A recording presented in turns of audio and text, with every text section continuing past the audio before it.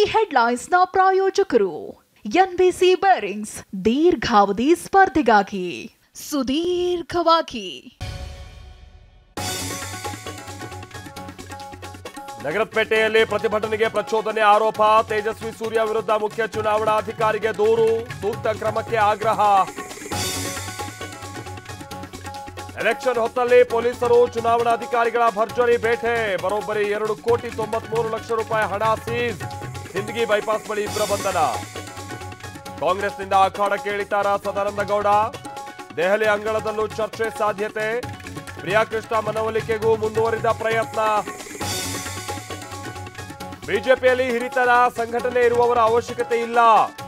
ಈಶ್ವರಪ್ಪನವರಿಗೆ ಈಗ ಬಿಸಿ ತಟ್ಟಿದೆ, ಅರ್ಥ ಆಗಿದೆ. ಕಾಂಗ್ರೆಸ್ ಶಾಸಕ ಲಕ್ಷ್ಮಣ ಸವದಿ ಟೀಕೆ. ನಾನೇ ಮಂಡ್ಯ ಅಭ್ಯರ್ಥಿ ಆಗ್ಬೇಕು ಅನ್ನೋದು ಜನರ ಭಾವನೆ. ಕಾರ್ಯಕರ್ತನಾಗಿ ನಿಂತು ಕೆಲಸ ಮಾಡ್ತೀನಿ. ಬೆಂಗಳೂರಿನಲ್ಲಿ ನಿಖಿಲ್ ಕುಮಾರಸ್ವಾಮಿ ಹೇಳಿಕೆ.